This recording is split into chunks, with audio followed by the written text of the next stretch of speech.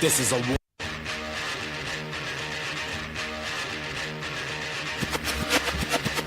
We will defend these police officers.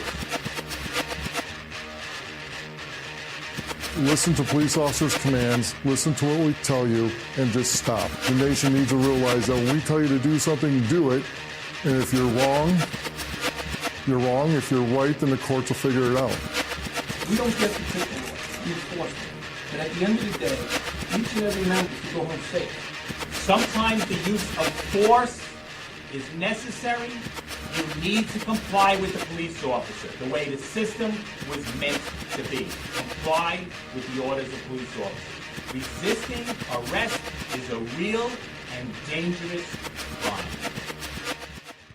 Nonpartisan Liberty for All. I'm your host, Dave Bourne, and it is April 7th, 2016, and I'm coming to you live from Las Vegas, Nevada. Thank you for tuning in to Nonpartisan Liberty for All. We're on weeknights, Tuesday through Thursday at 7 o'clock Pacific, 10 o'clock Eastern, and you can listen live on Spreaker and nonpartisanlibertyforall.com.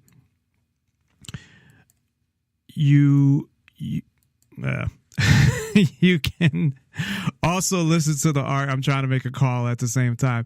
You can also listen to the archives immediately following the show on Spreaker, YouTube, Twitter, and SoundCloud, as well as Stitcher. You can also listen to every show that we've ever done on Spreaker as well. On Nonpartisan Liberty for All, we promote the ideas of true freedom and liberty and self-ownership, meaning being able to do whatever you want, as long as you respect the freedom of others and don't directly interfere with their freedom, as well as exposing government for what it is, a mafia based on extortion that rules without consent, by threat of force and violence, as all governments seek power and control over people, claiming to own them with, in my opinion, the goal of controlling every aspect of their lives and building an empire stretching as far across the globe as they can, which the U.S. has pretty much done. But if it wasn't the U.S., it would be somebody else. We are happy to hear from you either via phone or via Skype. The phone number is 702-470-7664. That's 702-470-7664. Or you can send us a Skype contact request at Nonpartisan Liberty for All and just give your name and what you want to talk about. And, of course, check us out at nonpartisanlibertyforall.com, which links to all our social media, Facebook pages, Twitter, and more. Tonight, we have an interesting show for you. The more I start to get into this, the more I wish I got into it earlier in the year, as it's starting to come to a close. I believe at least the nominee will be determined next month around Memorial Day weekend. But not being for the Libertarian Party. All you hear, of course, on government media is every channel. I went through it tonight, and I have a lot of fucking channels. And there are other news channels besides CNN, MSNBC, and what's the other one? Fox News. They even have one, it's called like Freedom TV. And the only thing I could find on there was Democracy Now!, which is rather progressive, but they do actually stand up for some things depending on the issue. And then there were some other channels too, like Newsmax and something else, and it's like I'm just trying to get away from this fucking election, and I can't. So I ended up, of course, going to YouTube, and that's probably where I get the majority of my information, is from the internet, from independent media, or watching different videos on YouTube. And I rewatched the debate that I had listened to earlier, which our guest had participated in. So I'd like to welcome the presidential nominee for the Libertarian Party, Darryl W. Perry, to the show. Darryl, are you there? Yes, I am. And thanks for having me on. And just a quick clarification, I'm not the nominee yet. I'm one of the that's seeking. I'm a candidate for the nomination. Right. Thank you for clearing that up. That's what I meant. But yeah, I said nominee as if you've already been nominated, but no, you haven't. You're a candidate, exactly. So again, thank you for clearing that up. That's what I meant in my head, but my mouth said something else. So right now, I watched a couple of the debates, and I've seen 6 candidates. How many are left at this point? Right now, there are 15 candidates. There have actually been a couple that have dropped out, but it seems like every time one drops out, 2 more enter the race. And we've still got about 6 weeks until the national convention that happens over Memorial Day weekend down in Orlando, Florida. And the way the Libertarians do their convention, it's totally different from how the Republicans and Democrats do theirs. To where the Republicans and Democrats, aside from having taxpayers fund their convention, just an aside, and I don't mean to interrupt, because I know I actually talked about this with you, and for people that don't know, this is probably your 5th time on the show, and we've talked all about Darryl's past, and you can go find the archives on Spreaker. But there was a lawsuit somewhere, and I'm thinking it was New Jersey, and I remember you were familiar with that lawsuit because we had talked about it briefly. Do you remember what I was talking about? I'm talking about? The lawsuit where it was 7 voters that sued the Secretary of State in New Jersey, saying that they were being disenfranchised because New Jersey law requires voters to register with a political party in order to participate in the primary elections. Right, and it's state-funded, the primary elections. Fair-funded. And so what the Republican and Democratic parties wound up arguing is, we're private organizations. We can exclude people from our process if we want to. And the people suing were saying, okay, then fund it yourself. Right. But if you're getting taxpayer funding, then everybody should be able to participate. And I've not looked in on this in a while, so I don't know if it was appealed, but the initial ruling was something to the effect of, you're not being disenfranchised because you could call yourself a Republican or a Democrat, even though you might not want to. Which is ridiculous, of course. It is ridiculous. They just do whatever they want, you know. So the Republicans and Democrats, they like playing this game of, we're private, but we're going to make taxpayers fund it. Right. And, well, no, you're technically not a private entity if you're being completely funded through taxpayer sort of things, but that's neither here nor there. The point that I want to mention about the way the Libertarians do their convention is the Republicans and Democrats, they will select delegates through a primary election to where delegates are pledged or unpledged to candidates based on election returns. And that's not how the Libertarians do their nominating. There are a couple of states that do have Libertarian primaries, but those are basically beauty contests. They do not bind any delegates at all. Certainly delegates from North Carolina, if they wanted to, could vote in accordance with how the primary results turned out there in North Carolina, but there's no obligation. So it's meaningless, basically. It's more of a show or to see who it's almost like a poll, really. Glorified straw poll.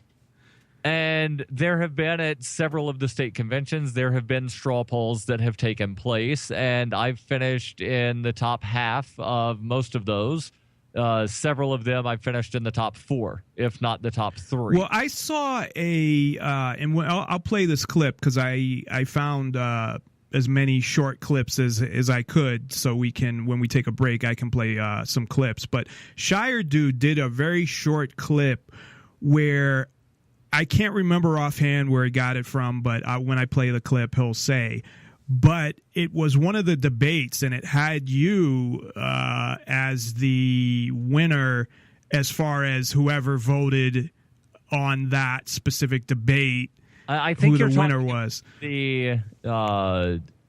Well, there were a couple. There was one where after the debate in Biloxi, somebody put up a poll of who won the debate. In Biloxi, they did a straw poll, and they asked the question, if the election were today, who would you vote for? And those are two completely different questions. But the one that in Pennsylvania, after the debate, they did a straw poll, but instead of having paper ballots or counting hands, they did a voice vote.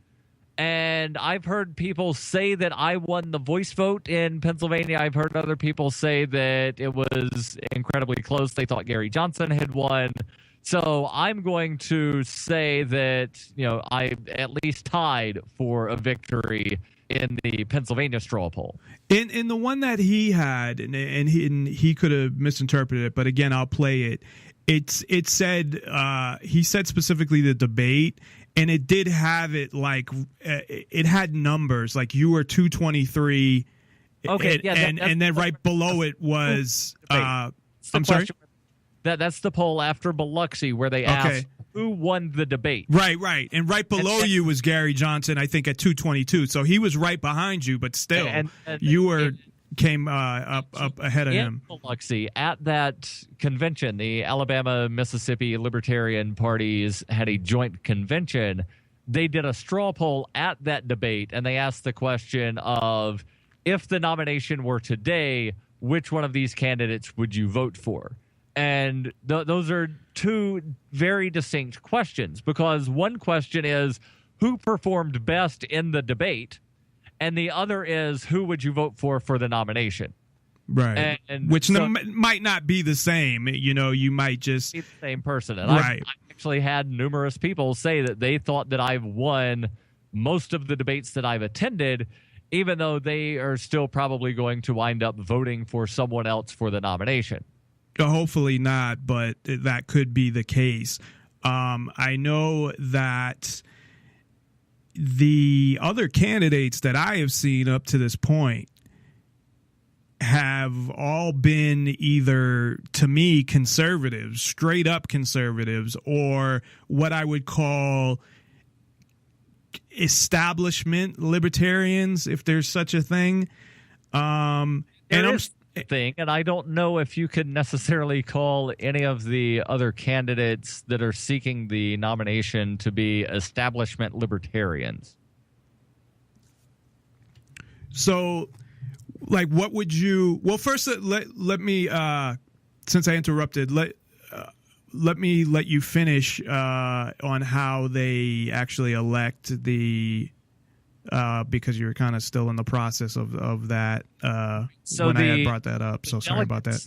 The delegates that are chosen at state conventions are unbound, meaning they can vote for anybody they want. Doesn't even have to be one of the candidates that winds up actually being nominated at the convention. And in years past, Penn Jillette and Drew Carey generally wind up getting a couple of write-in votes on the first ballot. So you could literally vote for anybody, and none of the above is always a valid option in Libertarian Party elections. And the delegates are people that are members of the Libertarian Party. How do they become delegates? Show up to the state conventions, and if the state convention in your state has already happened and you're still interested, contact the chair of your state party and find out if your state still has delegate spots available. And if not, try to find out what other states have delegate spots available. California generally has several delegate spots available. I think they wind up having about 100 delegates delegate spots that they can fill, and they never wind up filling all of those. So there are some states that will, basically be a place for the otherwise homeless delegates, if you will, and they'll try to help people out. That way, as many people that want to be delegates can go be a delegate. So just to clarify then, Sure. that so each state already has similar, I guess, to the Republicans and Democrats, sort of, but they already have a assigned amount of delegates that they can take, and then people can go and say, I'm part of the Libertarian Party, I want to be a delegate. How do they determine? Is it just first come, first serve? How does that work in becoming a delegate? It differs from state to state. So most of the states, they'll choose their delegates at the state conventions. But again, there are some states that are going to have vacancies in their delegation. And then the rules on filling those vacancies after the convention vary from state to state. So do they vote for the delegates, basically? The Libertarian Party of that state votes for the delegates? Okay. In New Hampshire, at our state convention that happened back in January, it was stated by the chair, we have 10 delegate seats available. Who that is here that's a member of the party wants to go to the national convention and be a delegate for the state of New Hampshire. And there were 3 people that said, I am going, or I intend to go, and I want to be a delegate. So we have filled, here in New Hampshire, we filled 3 of our 10 slots. So there's 7 open. So 7 open slots, and then it's up to internal rules of the party, or rules that are determined by the delegation on how they want to fill those vacancies. And those rules are going to vary from state to state. So there are some states like Virginia where they have a rule that you must be a member of the state party and the national party from the close of the state convention through the close of the national convention. There are other states that don't have that rule. They just say that you have to be a member of either the state party or the national party. So there's not a firm and fast rule on what the rules are on who's able to be a delegate, because those rules are determined state by state. So then what happens is, over Memorial Day weekend this year in Orlando, then all the delegates from, and please correct me if I'm wrong, because I just want to make sure I have an understanding and anybody listening has an understanding as well, that say for New Hampshire, those 10 people will go to Orlando, and then for every other state, they'll all go to the national convention, and that's where they will cast their vote for the nominee.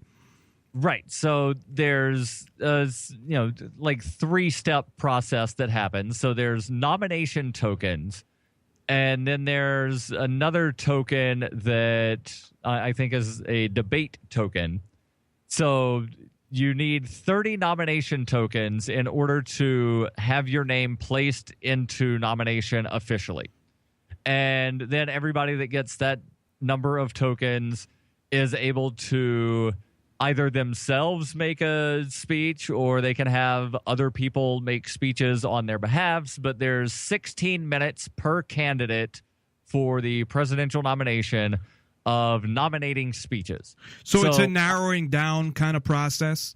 So what I'm planning on doing is I've got a couple different people that I'm going to have get up and make speeches, and then I'm going to get up and speak on my behalf for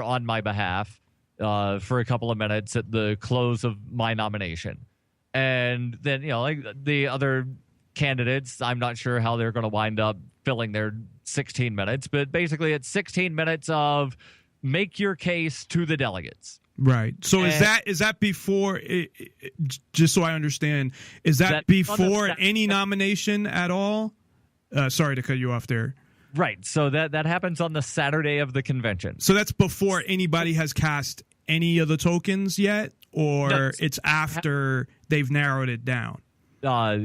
After nominating tokens have been cast, they determine here's the candidates that are going to get time to make nominating speeches. And is there an amount, because mathematically there's only a certain amount of delegates? There are 1,047 delegates. you need 30 nominating tokens to have your name placed in nomination. So that could be a lot of all the candidates could hypothetically right. So end all up getting, past the first round or whatever. Right. So all 15 candidates that have thrown their name in should, in theory, be able to get enough nominating tokens to make their nominating speech. And then at the conclusion of the nominating speeches, the debate tokens have to be in. And any candidate that has over 10% of the debate tokens is eligible to participate in a debate that will air on C-SPAN. And C-SPAN's been airing these pre-nomination debates for 25 years, going back to the 1992 convention that happened in August of 1991. And C-SPAN is television. So contrary to the claim that some have been making that something airing on Fox Business was the first ever televised debate among libertarians. It's not true.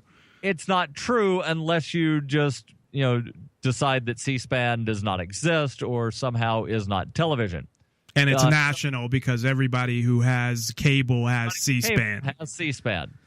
And so that debate happens Saturday night. So just to take a step back, so let's say, just for an example, so let's say say 10 people end up getting by for whatever reason. Some people drop out. Some people get more than others. So you have 10 people that get at least 30. Okay. So how does the debate token to get in the debate, how exactly does that work? What number 10%. Is available at that time? Is it still the same number of delegates voting? And how does that exactly work? 10% of the delegates that are in attendance at the beginning of the session on Saturday. Which should be the 1,000 that's something? The total possible number, and there's almost never more than 700 or 800 delegates that actually attend. A bunch just don't show up for whatever reason. Well, it's not that a bunch don't show up. It's that some states aren't able not have enough filling their entire delegation. And, other states that might have some alternates that wind up getting seated. So let's say it's 800 for, like you said, for example. So you need 10% of the total number, which would be 80. Right. And some of the people that are delegates might have slept in past the beginning of the morning session on Saturday. So, it's not necessarily the total number of delegates that have shown up at any point. It's the number that show up at that point. But the beginning of the session on Saturday. But let's say for the sake of argument, for an example, that 800 have shown up at that time. Right. Any candidate that has over 10% of 800, which would be 80, they would get to participate in the debate. The C-SPAN debate that happens Saturday. Okay. The presidential and vice presidential nomination takes place on Sunday. So there's the debate that happens Saturday night, and then how long is that debate? Do you know? Couple hours. I don't know exactly how long. Because I would think it would still, even with having to get 10%, that there would still be, if there's a lot of candidates that are still trying to get the nomination, that there would probably still be a large amount of candidates. I don't think you'll have that more than 5 candidates in that debate. What do you know in the past, like how many on average end up in making it to that debate, like 5 or the past 3 or mean anything at this point, and I'll explain why. Well, I'm just saying. Hold on. Go ahead. Let me explain, please. The past of how many candidates have been in the pre-nomination debate is absolutely meaningless because there was a rule change that took effect in 2012. Okay. So prior to 2012, candidates could transfer their debate token to make sure that as many candidates as possible received the requisite number of tokens to participate in the debate. So in our scenario, if they got over 80, they could give their extra to somebody else. can't do that anymore. Okay. Because of the rule that went into effect in 2012. So the tokens are now non-transferable. So, which would make sense to me. I don't think they should be able to give them to other people to get them into the, So in 2012, there were only 2 candidates in the debate.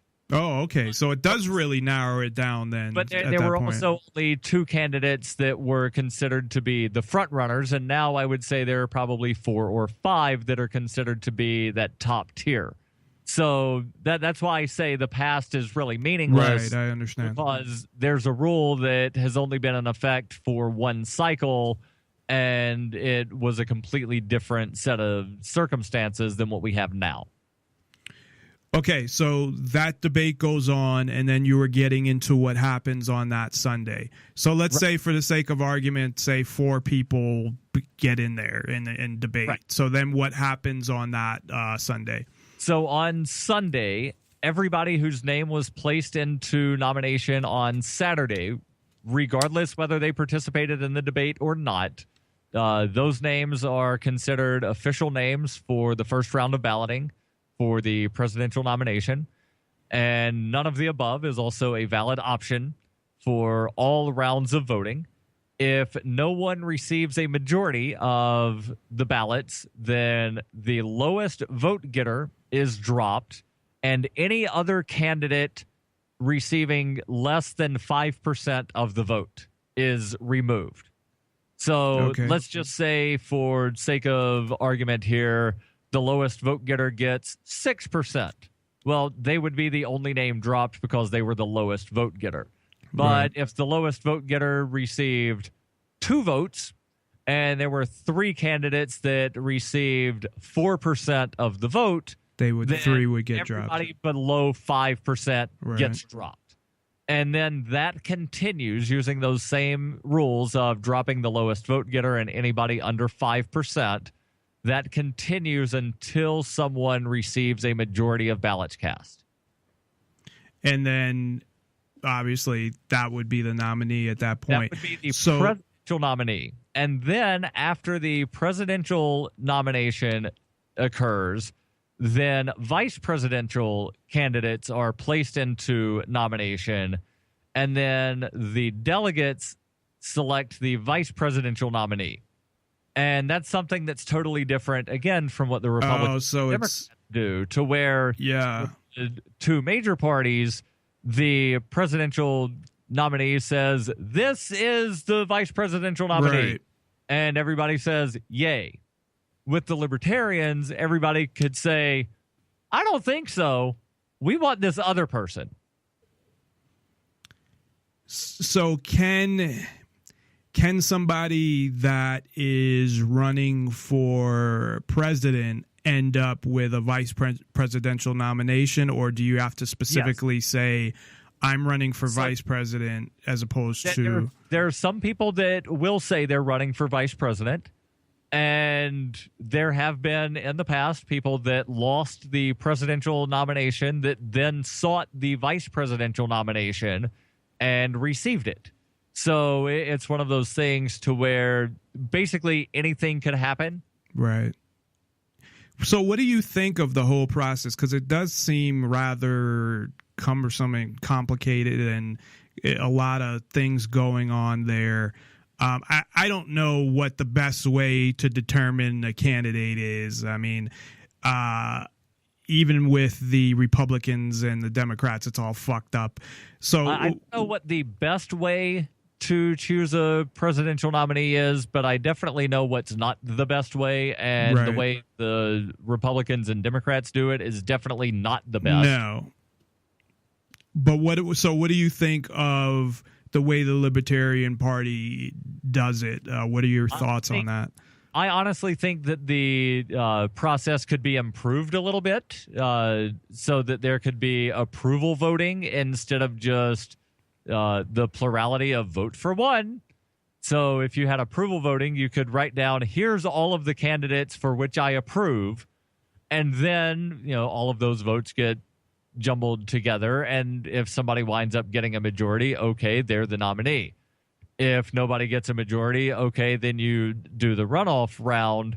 But I definitely think that, people should be able to express an opinion on more than one candidate per round of balloting.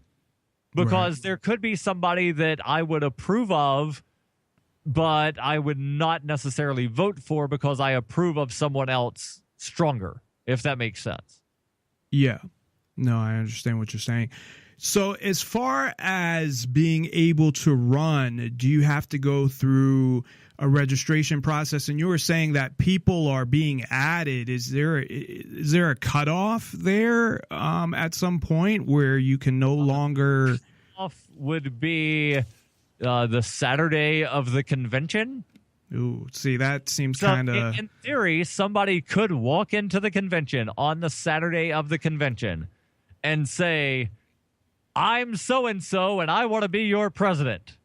And if they're able to get enough nominating tokens to where their name is officially entered into nomination, they would be considered a candidate. See, I don't think that's fair to the other candidates, because if they're trying to plan strategy or they're, running against other people, obviously they're competing against other candidates.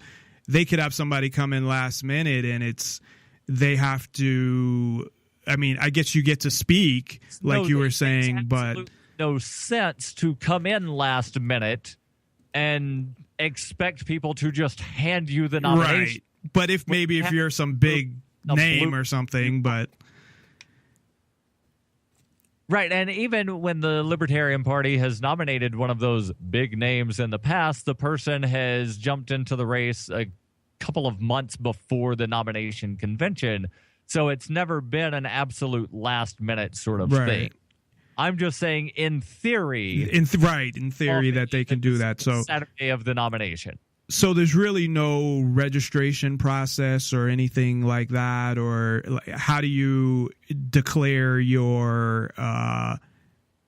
Right. So there's various ways that one could go about saying I'm a candidate, and setting up a website saying I'm a candidate, contacting the national office and saying, hey, I'm a candidate, visiting state conventions and saying, hey, I'm a candidate, raising funds while saying, hey, I'm a candidate. Those are all things that people can do. There are some of the people that are listed on the Libertarian Party website as being candidates seeking the nomination that have done some of those, but not all of those things. There's a couple of the people that have set up a website and they've solicited funds, but they've not visited any state conventions. There are some people that have visited state conventions, but not necessarily set up a website other than something on democracy.com. So it would be hard, really, to, in some instances, to actually know everybody at this point who's still in the race. Right. And then there are some people that are in the race, but quite frankly have somewhere between a 0 to 0 chance and the chance of hitting the Powerball jackpot 5 consecutive times in a row, which is incredibly difficult to hit even once. So then multiply that and figure out how difficult it would be to hit 5 times in a row. So there are some people that, they honestly have no chance, but they're still saying they're running. They're still going around doing some of the state convention stuff. And there's one guy that I feel bad for. And I'm not going to say who it is to protect him, but he has gone to several of the state conventions, and he's said that he could actually wind up not just winning the general election, but sweeping and winning all 50 states. Claims that 90% of Americans agree with his message, but yet he consistently winds up being rejected by delegates at all of the state conventions. And I overheard somebody asking him, hey, when you say that 90% of Americans agree with you, you're obviously not talking about libertarians, because everybody here was shouting you down when you gave answers. And he still contends, that he's the best hope for the Libertarian Party, even though nobody in the Libertarian Party is wanting to have his message even be on stage, let alone be representative of the party. Did he happen to participate in one of the debates? He has participated in several of them. Yeah, I think I may know who that is. Yeah, so I won't say anything about there was a scary guy, I'll just put it that way, that not scary but very creepy. Probably talking about the same person. But I'm sorry? I said we're probably talking about I'm just not going to. Yeah, no, I understand. And he was very cocky that he if he got the nomination, he'll win. And it's like, okay, I don't think so. And he came off to me like a conservative. So I started talking about that. So to me, and I don't even know what the definition of libertarian is anymore, because what I always thought it was based on the non-aggression principle, and also really based on pretty much not having government. I don't know. I mean, I guess if you have a libertarian party, the whole purpose is to participate in government. But all of the, I think I watched 2 debates, and both of them, all the candidates besides you, there was one guy who was more, lean more libertarian, but a lot of them, and McAfee, I don't know what he is, because sometimes I've heard interviews with him on Alex Jones, and he does have a lot of what I'd say libertarian principles, but it seems like from what I've heard from other people that in other areas he doesn't, so I'm not sure about him. Gary Johnson got the nomination the last time, and one of the things I like that usually happens with the Republican and Democratic parties, which I don't really like anything about them, but you rarely see, and I think the last person who did this was Nixon, somebody get the nomination and run again. So like, last who was the last guy that Obama ran against? Romney. So they talked about Romney running again, but he didn't. And then, McCain didn't run again after he got the nomination. People run again when they don't get the nomination, and I understand that. It's like they're working their way up. But it's like once they get it, now I know we're talking about a third party, so it's a lot different because certainly the chances of winning are very slim, obviously, slim to none, but especially if they're not in the debates. And the only libertarian to ever be the nominee twice was Harry Brown in 1996 and 2000. Yeah, so I think with Gary Johnson, I don't even think he should be running, to be honest, because he did get the nomination the last time. And he also made a promise in 2012 that if he got the nomination in 2012, he would run again in 2016.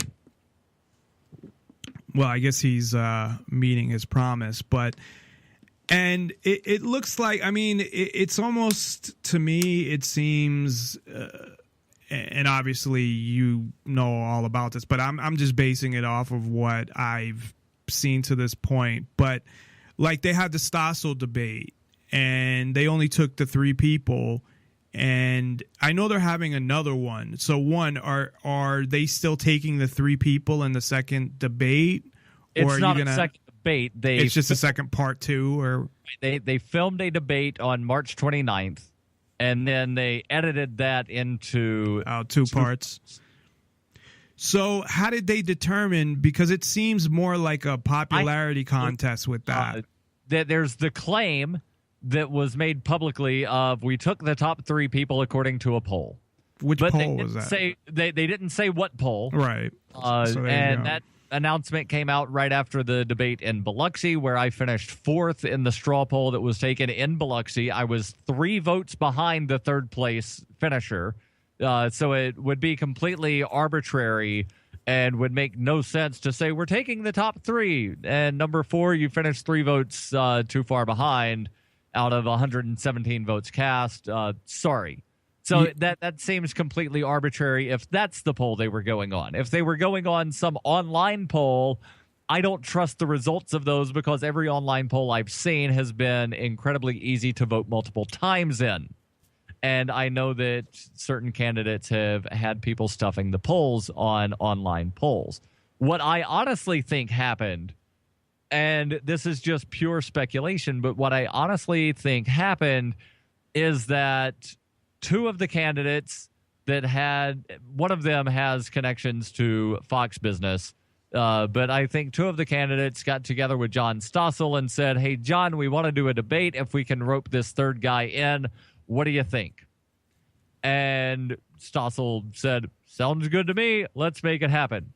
And the reason I'm speculating that is because there was the claim that they wanted to have a debate at the International Students for Liberty Conference that was happening the same weekend as the debate in Biloxi. And Gary Johnson said, I can't attend a debate at ISFLC. I've already got a commitment to be at the Alabama-Mississippi Joint Convention in Biloxi and participate in a debate there. One of the candidates that used to work at Fox Business then put out a thing saying, Gary Johnson is scared to debate me. And then people said, no, Gary Johnson's going to this debate in Biloxi. Why aren't you? And then all of a sudden the tune changed of, oh, well, I'm going to be there, and then we'll do the debate at a later time.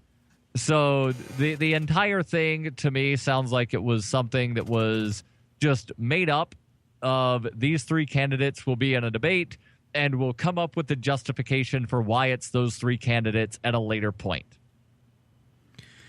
Yeah, and if you look at obviously the candidates that were in it, I mean, you have a former governor, you have I don't know if he's a billionaire or a millionaire who's known, McAfee, for his software, and he's on Alex Jones all the time and other shows. And then Austin Peterson, he said he had a show on Fox. I only heard of him because at one point I was trying to find as many Liberty shows as possible because I was going around kind of doing a show on looking at the amount of Liberty-oriented shows out there and things like that. And he totally comes off like a politician. I mean, the way he talks and everything. But it seems like that's what they kind of did there if you look at who was even in the debate and just cut everybody else out, which it seems unfair. But so where are things at now? I mean, do you know around, I know you had mentioned 15, but you don't know because there's people dropping out and entering. And is it, I mean, it's getting pretty close. It's about, a month and a half away. Right. We're about 6-7 weeks from the national convention. I don't understand the question of where are we? Well, what I mean is more, I guess I'm looking at it differently where, when we look at, say, the way that the Republicans and the Democrats do things, right. I guess it's totally different. So there is no delegate right. to go by. So as far as, are there more debates coming up or the more, what is your... I guess before we even get to that, because I wanted to make sure we explained how the party works so everybody understands that, because I'm sure a lot of people don't, as I didn't, because every party has their different ways of nominating their candidate. But to start with, first of all, why you decided to run in the first place and what your goals are in the running for president and the Libertarian Party. Right. So one of my goals for the campaign is to run the most consistent, most libertarian presidential campaign that's ever been run, and to give as many people as possible the opportunity to vote for an actual libertarian in November. And when you look at the other candidates that you've met and dealt with, do you see, because I'm just basing it off of what I've seen at the debates, and I don't see anybody else that's even close to what I guess I consider a libertarian, or at least I shouldn't even use that word, but somebody who actually believes in true freedom, that actually believes in, being able to do whatever you want as long as you don't hurt anybody. I'm just hearing a lot of things. Even Gary Johnson had a question. I don't know if you recall. It was the question regarding the non-aggression principle, and I think something about it being consistent with the Constitution. And he said that he really can't even answer that question because he doesn't know, and it's over his head, that he doesn't understand. That was a question that was asked at the Pennsylvania Libertarian State Convention.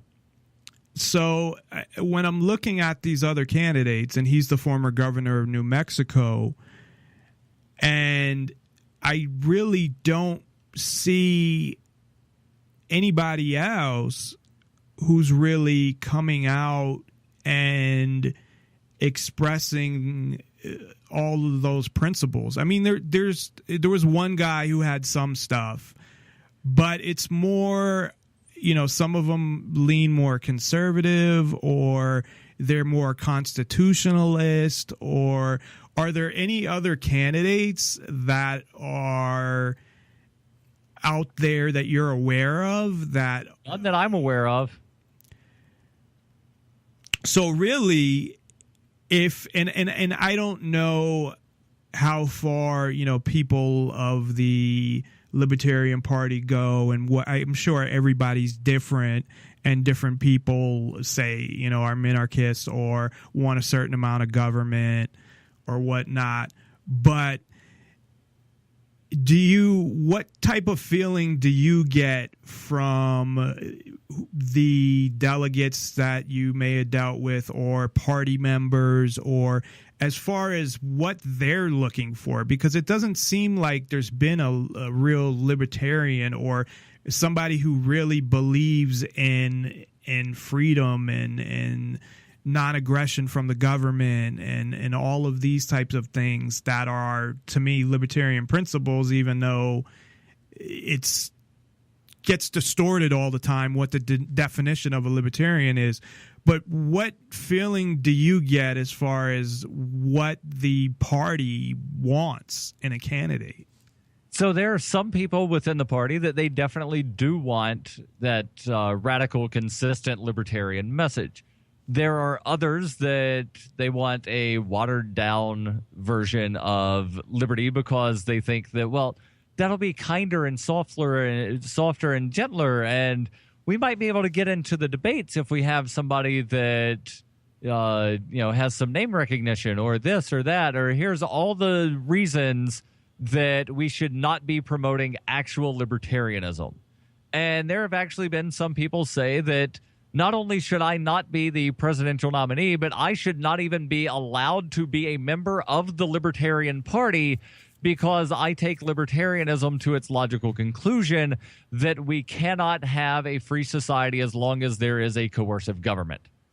Right, and that's, to me, what the definition of libertarianism is. How would you define, and I know you answered this at one of the, I think it was the one in Pennsylvania, but just so everybody else and anybody who's listening can hear, how do you define libertarianism or being a libertarian?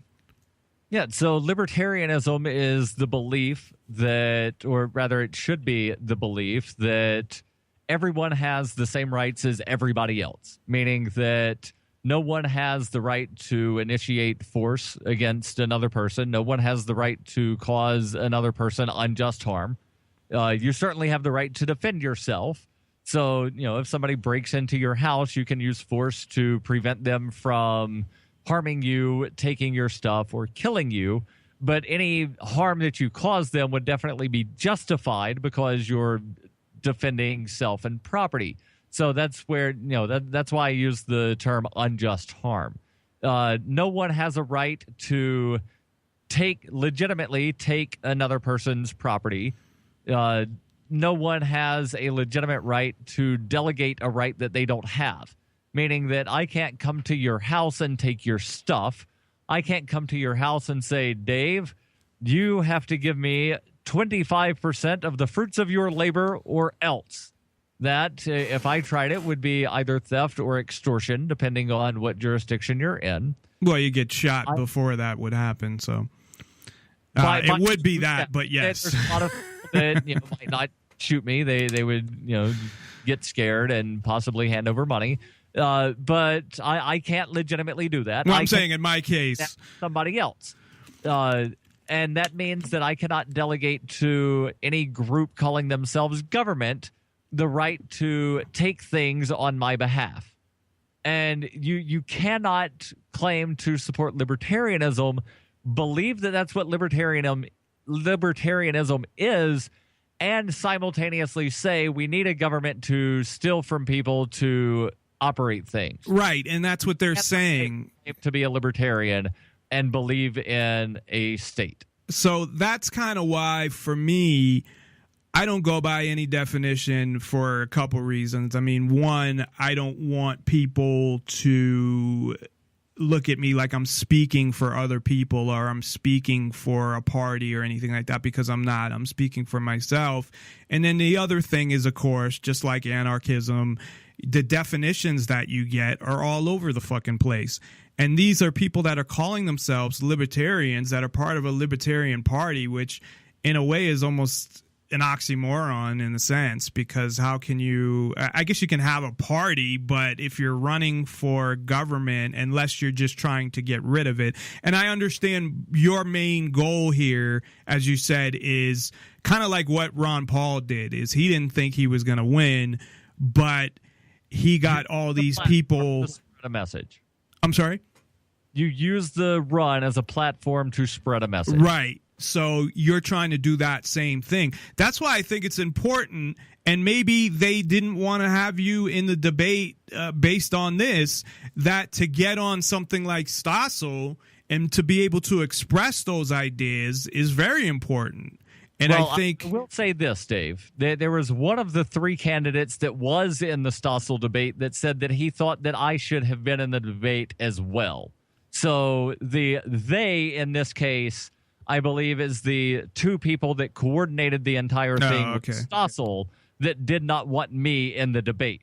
But that still didn't get your ideas out there. Sideshow from them, so that, and I'll just go ahead and say it, the little theater major wanted to wind up, putting on a theatrical display to show that he was important. And I'm not sure who that is, but I have an idea. Well, the theater mate was not the former governor. And it's not McAfee. It's not the guy that owns an antivirus company. Right. So, yeah, that's who I thought it was. I didn't know he was a theater major, though. Yes. But I have heard his show where he comes off like he should be in the Republican Party, and he sounds just like a politician when he speaks. Yes, and he totally does. The very same day that he announced that he was seeking the Libertarian Party presidential nomination, he had post on Facebook saying #stand with Rand.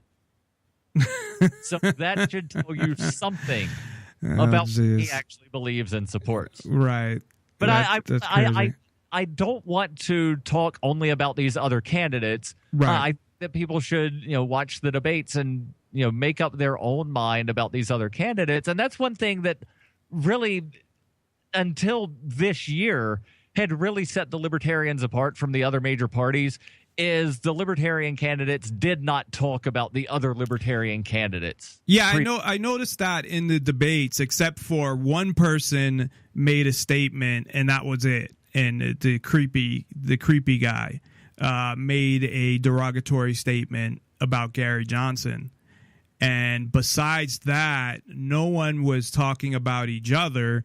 They were just talking about their ideas Right. and answering the questions.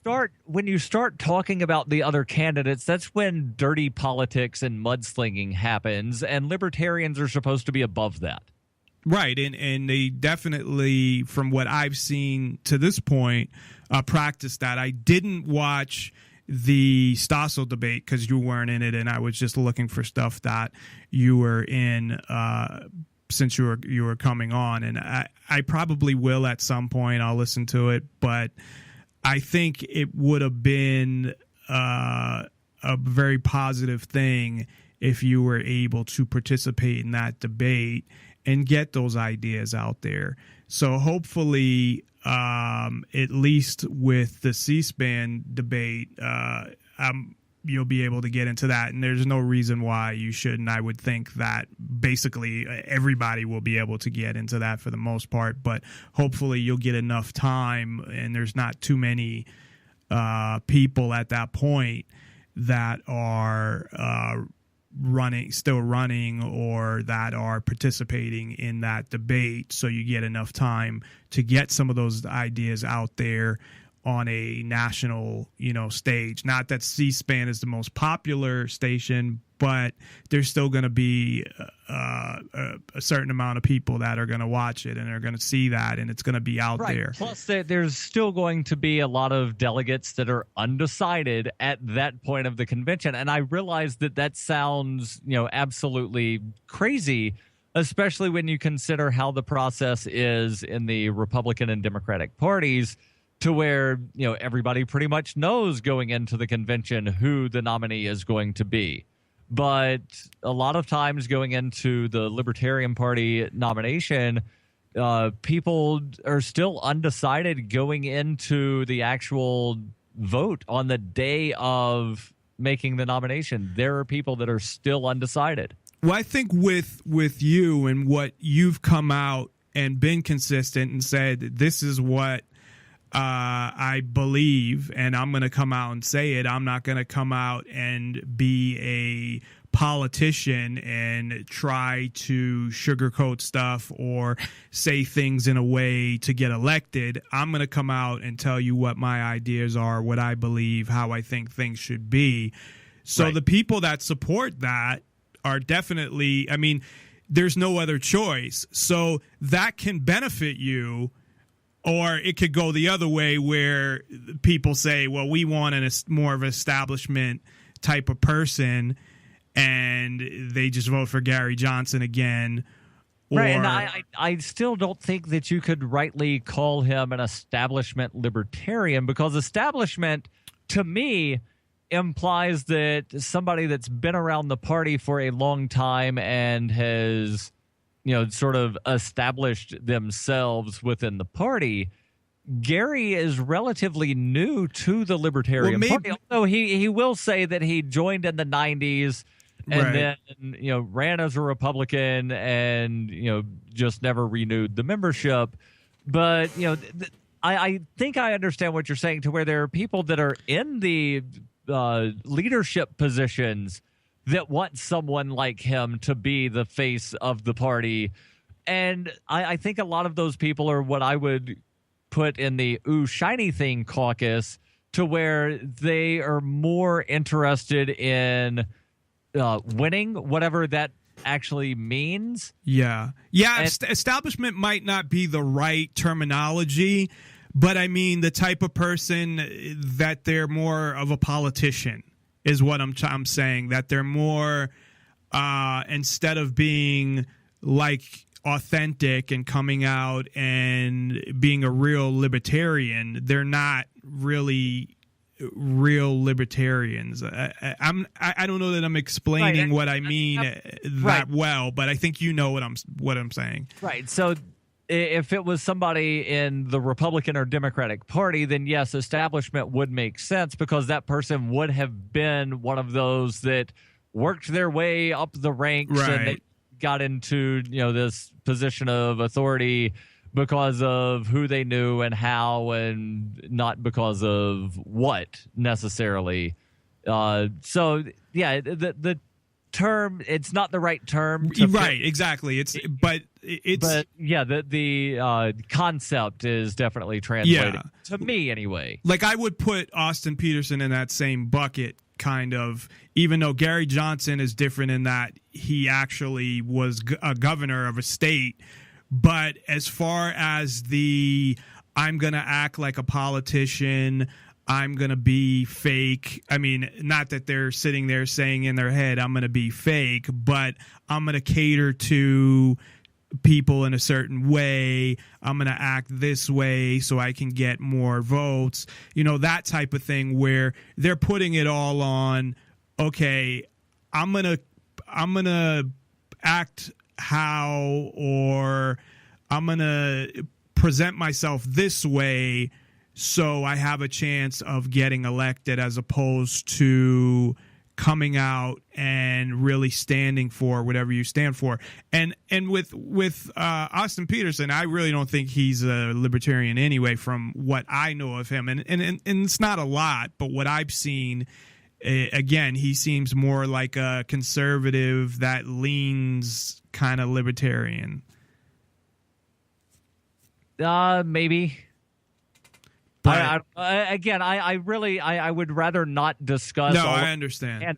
So could we change the topic, please? Yeah, no, that's fine. Just the only thing I want to basically say about that is just that, never mind the specifics of the other people, that your whole thing is about coming out and being what I'd call a real libertarian, and giving your ideas and what you believe, and being yourself and saying, this is what I believe, and based on that, I'm getting these ideas out here, regardless of what everybody else is doing. So I think that that's where people will go if they want somebody who is doing that, and we can leave it at that. But let's take a quick break, and then when we come back, still got a lot more questions to ask. If you did get elected, what you know, the things that you do, what we kind of went through what you believe in, but that will give for people that don't know you a better idea of the things that you believe in, and get a little into that.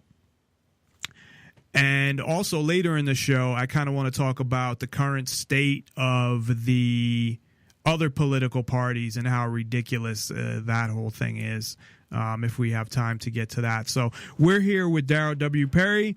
If you'd like to call in, 702-470-7664. That's 702-470-7664. And we'll be back after this. Nonpartisan Liberty for All.com. If I can find my shit. I didn't add my I thought I had done this. I have a bunch of clips of Darryl that I had set up, and I have to go through the whole process of getting those clips ready, from YouTube to audio, and I did not do the last step of that. So that will take me 2 seconds, but it still comes off a little unprofessional. So I want to play that clip from Shire Dude, if I can find it as well. So we'll play a couple clips, and then we'll be right back with Darryl. Nonpartisan libertyforall.com. Hey dude, don't make it bad. Hello friends, Shire Dude here. It's a rainy evening in Manchester, New Hampshire, and I just got back from the New Movers Party. You know, I've had so much hustle and bustle lately with my various jobs that sometimes I forget that I signed the statement of intent to move to New Hampshire as part of the Free State Project. But then I get to meet some of the new movers at the New Movers Party that happens monthly here in Manchester. Having conversations with these new movers really takes me back to, it's been about 2 years since I moved here. You have these conversations with these new people who you've never met, but you have so much in common with these people. It's like these Me Too conversations where you keep saying, me too, over and over again. It's a really enjoyable experience to interact with these fresh faces. Always nice to see new movers, and they're here every month. Also, I don't delve too much into politics, especially federal politics, because there's definitely futility in that as far as actually making a difference. But I don't know if you watched the Libertarian Party debate that John Stossel hosted. It was actually pretty decent. My good friend Darryl W. Perry was at this debate, and he did exceptionally well. There was an online poll after the debate about who won the debate. You can check out the results to this poll. I mean, look at that. Darryl freaking cleaned up. Apparently, Darryl hasn't been invited to the next debate, which I think is a major disappointment. I'd really like to see Darryl in it. Check out the debate for yourself. I'm going to post the link in the description. And if you appreciate Darryl's performance in the debate, sign the petition at change.org to get Darryl into the second debate. That link's below as well. All right, off to bed. Good night, peoples. ShireDude.com.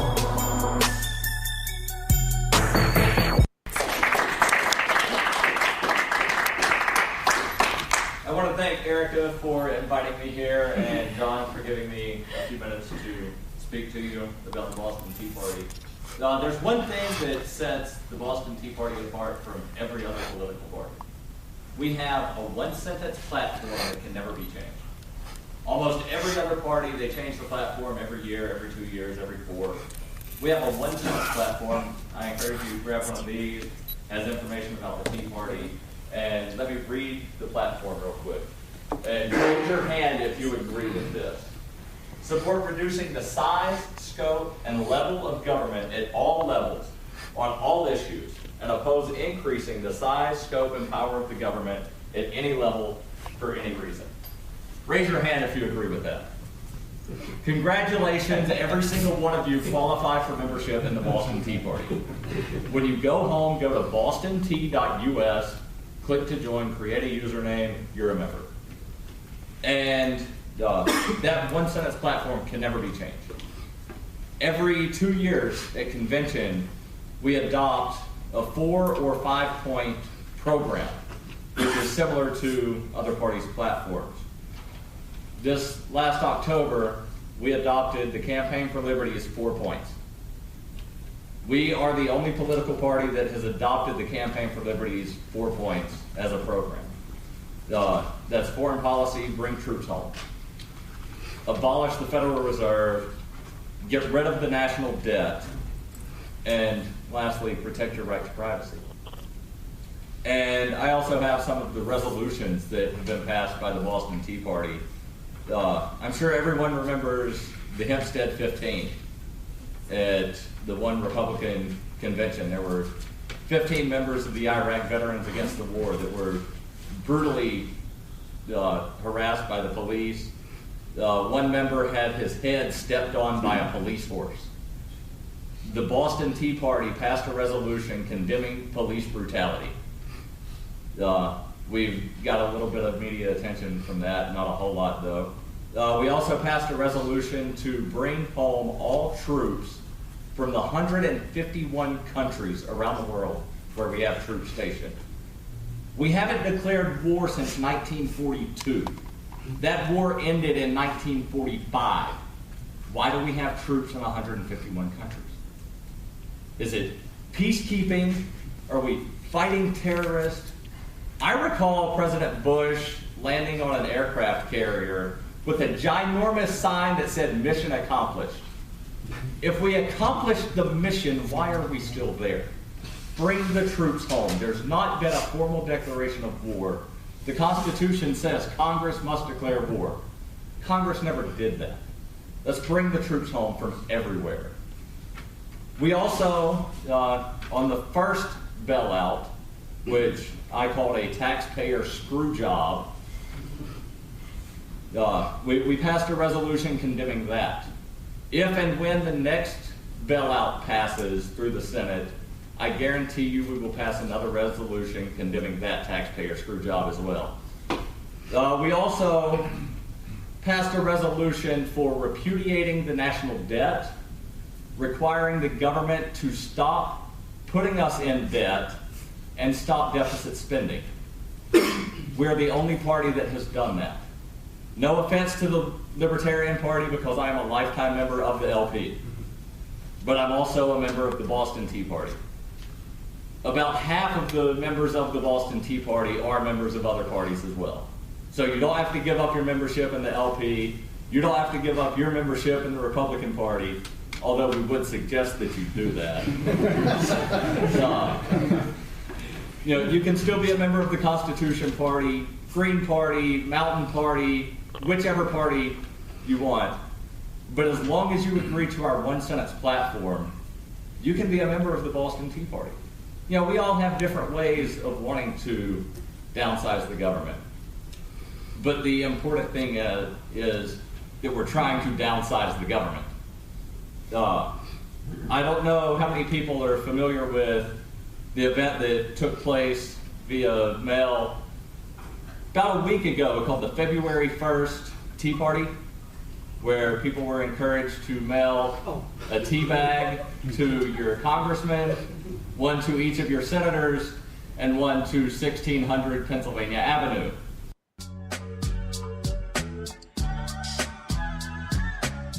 Promoting the ideas of true freedom and liberty, nonpartisan liberty for all radio with Dave Bourne.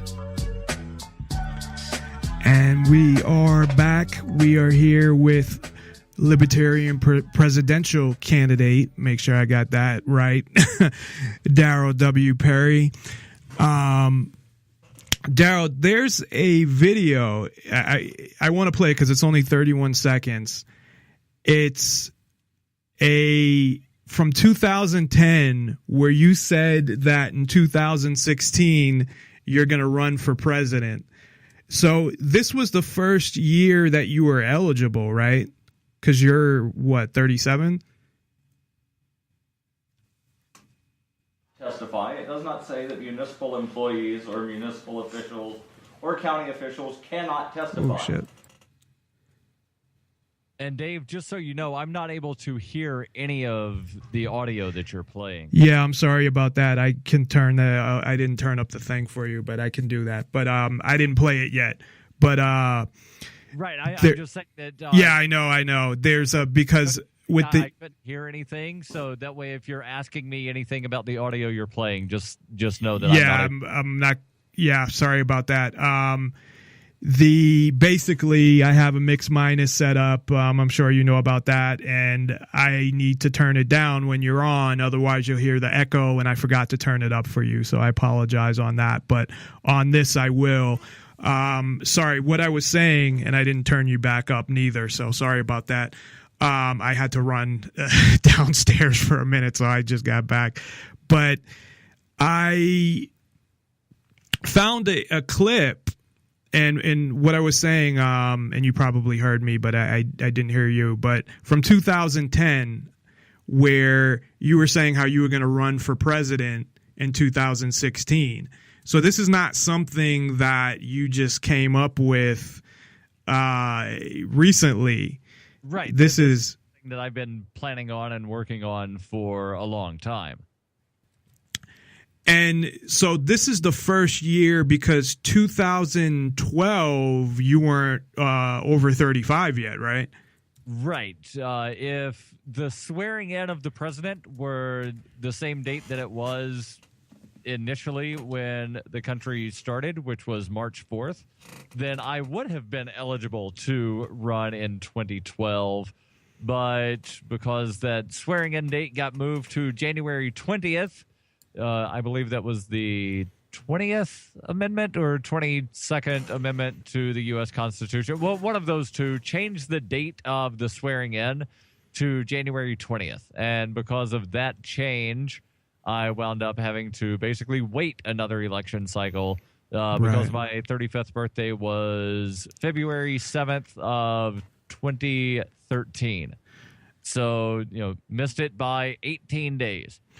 I may have been able to do that, but for my audience, I'm 29 and I'm going to be 30, and that's my story, and I'm sticking to it. So let me play this clip real quick. It's only 30 seconds, and I'll make sure I turn up the audio for you, and then turn it back down so you don't get that echo. But it's kind of cool in a way that, and I should have used a more descriptive professional word, but that you 6 years ago said, I'm going to do this, and you went and you followed through and you did it. And I know you're not somebody who, it's not like you have a whole bunch of money or anything like that. Right. You know, and you stuck to it and you did it. And that's something else I want to ask about too. We'll ask about how you're funding your campaign. I know you talked about Bitcoin and gold, but you know, how people are reacting and things like that. But let me play this real quick. And if you can't hear it, let me know. Drugs. As I mentioned previously, drug legalization. It's not the clip. Did you hear that though? So you can hear this? In 2016, you'll have the opportunity to elect someone to the highest office in the United States that supports peace, freedom, love, and liberty. In 2016, I, Darryl W. Perry, am running for President of the United States of America. My name is Darryl W. Perry, and I approve this message. So that's Darryl in 2010. Audio was absolutely horrible. Well, that wasn't totally, that wasn't my fault. No. I know that wasn't your fault. But I'm pointing out that the audio of that. Yeah, because it was like outside, right, with a camera. It was outside on the side of a street outside of the Alabama State House. Yeah, I don't know. Is that video up on my YouTube channel? Like, I don't know where that video is. I don't know, but just search Darryl W. Perry on YouTube, and I found it. I don't remember exactly where because I already converted it into a MP3 file. Okay. So I'm not sure exactly where, but if you just search Darryl W. Perry, you'll find it. So it may be on yours. It may just be out there that somebody that had the video that your friends would posted it or whatever. So, but yeah, it's good to see somebody follow through with that. And it's definitely, what you're doing is definitely positive, getting the message out and using that platform to be able to do it. So hopefully more people will start following, and I don't know how many people are following. Maybe a lot of people are following the libertarian debates and so forth.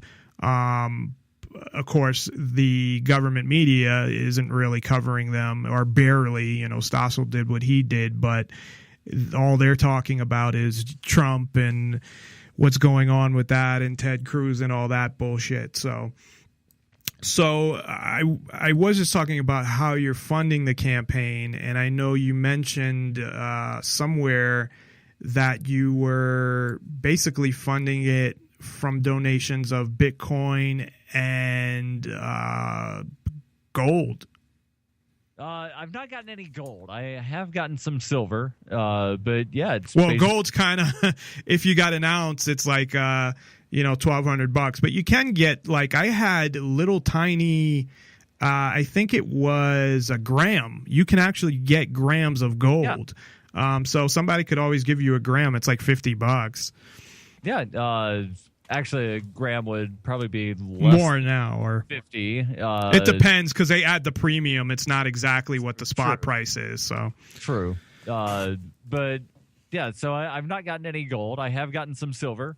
And I have been using silver, and I've not yet. I tomorrow will actually wind up using some silver to rent a car, to drive myself down to the airport to catch a flight on a plane ticket that was purchased with Bitcoin, flying down to the Florida Libertarian Convention down in West Palm. And it's going to be a quick trip. I'll arrive just after midnight, so early in the morning on Saturday The debate happens over lunch, and then almost immediately after the debate, I need to head to the airport to fly back to Boston so that I can then drive back to New Hampshire, and I'll probably wind up getting back into Keene about midnight-ish, late Saturday, early Sunday morning. So, yeah, I've been using the Bitcoins to purchase plane tickets, to purchase campaign literature, to purchase postcards and postage, to send postcards to delegates and potential delegates to help get the word out. And yeah, so I've got about another half dozen state conventions that I'll be attending between now and the national convention coming up at the end of May. And so when you go to the state conventions, first of all, are they actually taking the silver, or do you have to sell it back to like a store that buys gold and silver first and get the cash? So I'm renting a car from a friend. And okay, and you're paying him silver for the rental because I have a big giant thing that looks like a bus that gets horrible gas mileage and would not fit in the parking garage at the airport, even if I wanted to drive it down there. So I'm renting a little small four-door sedan that gets incredibly good gas mileage. And so I'm going to, drive the friend's car down, but I'm, giving him remuneration for borrowing the car. So are you getting enough to be able to support these, Yes. traveling all over the country and going to these debates? I would not be taking trips that I was going in debt to take.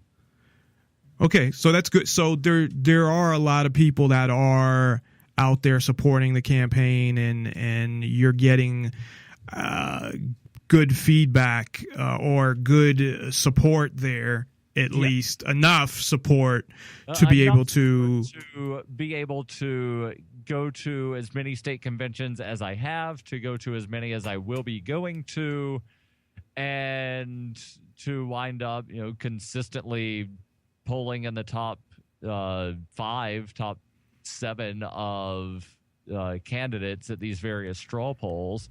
And so, I definitely have support within the party. And again, I did mention that there are some people that are, just adamantly opposed to my existence within the party. Right. But then there's the other group that they're as adamantly in support of making sure that I'm in the party and that I'm in the debates and that I'm on the stage to wind up getting the message of liberty out there.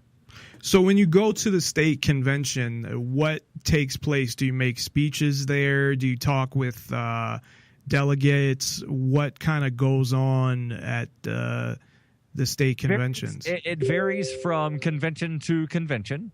So some of the state conventions I have been a speaker at. Other state conventions there have been debates. But all of them I have been meeting people and, mingling, if you will. So when it's not part of the business session, because that's also something that happens at these state conventions, to where bylaws get voted on, platforms get approved, officers are being elected. So, Right. Obviously I can't be mingling with people while they're trying to conduct business. But, when it's during one of the breaks or a lot of the conventions, they've had sort of a social gathering the night before the convention, and if it's one where I've been able to arrive early and show up to the social gathering, I'll do that. And that's a good opportunity to meet people in a more relaxed atmosphere, to where everybody's walking around having a drink and they're just trying to have a good time, and it's not contentious of, so tell me all the reasons that, blah, blah, blah, blah, blah. So it's not, some sort of contentious event. For the most part, they've been events to where people actually are interested in, so tell me about this. Tell me your history with the party. And it's more a relaxed, get to know the candidate one-on-one sort of thing. And you're not going to have that necessarily in the major parties, to where their events are all scripted for the most part. And, the candidate might wind up standing there shaking some hands, but it's a very rigid, controlled environment to where there's a handler saying, "You've taken your picture, now on with you." And that doesn't happen at the state conventions for the Libertarian Party. And these are obviously the people that you want to speak with and that you want to get to know, or you want to get to know you, because they're going to be the ones. Some of them, I'm sure some of them are just regular party members, right? They're not all delegates, but I'm sure that they might have some influence with the delegates as well. So these are the people that you want to get to know and to have them get to know you to get their vote later at the national convention. Right. And, as you said, not everybody is going to wind up being a delegate to the national convention, but it's still good to meet and greet people that aren't necessarily going to be delegates, because, as you said, they might have some kind of influence on somebody, especially if it's somebody that's well respected within the party. So, there are times when somebody that's been involved in the party for a long time, that might be a county chair or a district chair or something, and then you pick up those endorsements of people with titles, and then that gives more legitimacy to your candidacy, because now we've got people with titles in the party that are saying that this person should be the nominee. So let me give him a second look. People that have influence within the party may mention that to other people and delegates and stuff like that. And having their support obviously would be helpful. So that's a positive thing as well. Do you see the other candidates going to the conventions as well? Or there are several that are. And as I said earlier, there's some of them that I've not seen at any of the conventions, but that doesn't necessarily mean that they're not, quote unquote, running. It just means they're doing so in a different way than what is typical. Right. They might have a, different strategy as to what it is. Who knows? But so one of the things that I wanted to ask you about, and this kind of totally changes things as well, because you brought up the vice president and you picked the vice president, but they won't necessarily be your vice president. As you were saying, that it's not like with the Republicans and the Democrats where you pick a VP, and if you win, they win, that they're voting for both of you. So you're running kind of together, but you're not. So how do you, do that on a campaign level, even though that, yes, you're trying to both get elected, even though really you're trying to get the message across, but, it would be nice to, not elected, but nice to get the nomination either way, because then that gives you an even bigger platform to get the message across. So how do you kind of integrate that, or integrate your campaigns, since you're not actually running together technically? Right. So basically the plan is that we are jointly endorsing one another. Right. And we're going to, do our best to help the other get the nomination that they're seeking. So, absent me getting the presidential nomination for the Libertarian Party, Will is still going to be a vice presidential candidate, and he's still going to seek the vice presidential nomination for the Libertarian Party. And I intend to make a nominating speech on his behalf for that nomination. So it's one of those, we're announcing that we're a team, but at the same time we're individuals running our own separate race. It's akin to say a sprint team, to where University of Oregon sends their athletic team to the indoor track and field events, and there's several people that are in the 100-yard dash together.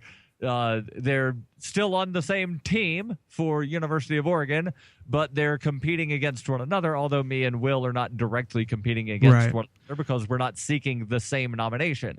We're seeking separate nominations. So it would be more akin to... Well, maybe on the same team, but doing different events or something like that. Sprinter in the 100-yard dash and another sprinter in the 5,000-meter... Yeah. So, on the same team in different events, still helping one another as we are able to do so. One of the other things I wanted to mention real quick was in one of the debates, you had an analogy of the A to Z, meaning the way I took it was, if I'm remembering correctly, that it kind of represented your going all the way as a libertarian, that you're not holding back. Analogy is if we're at A right now, and I came up with a much better analogy in Vermont, but I'll go ahead and give the A to Z analogy. If we're at A right now and we want to go to Z, we don't advocate that we like the letter D, or we like the letter G, or even we like the letter W. No, we say we like the letter Z. We want to get to point Z on this map. The analogy that I came up with in Vermont that I think is much better is imagine we're all inmates in prison, and someone says, I've got an idea, Dave. We're going to break out of prison, but we're just going to go into the day room or into the prison yard because it's better in the prison yard than it is in the cell. Don't you agree? And you say, well, yeah, it is better in the prison yard, but I thought we were trying to escape prison. Don't we want to go on the other side of the fence? And they say, no, but it's so much better in the prison yard than it is in the cell. We just need to get to the prison yard. Well, you're not breaking out of jail, are you? No, you're not. So that's the same way with advocating for freedom, is you want to advocate, no, we're breaking completely out of prison. Yes, it's better in the day room than it is in the cell. It's better in the prison yard than it is in the day room. But none of those things are freedom. You need to completely clear the fence. Well, that's kind of like what people have said to me in things that I say, like the police, for example. Well, I'll say, I have even a Facebook page and the government police where I go, no, we need to get rid of the police, instead of saying, oh, well, we need to do this and this because ending the police is not possible. It's not going to happen. So don't even bother talking about it.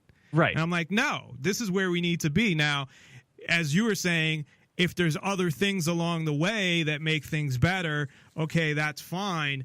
But I'm not going to just go halfway into it and talk about, well, we need to do this and do this just because it appeals to more people or makes more people want to listen to me or approve of me. No, I'm going to come out and say, this is where I think we should be and where we need to be.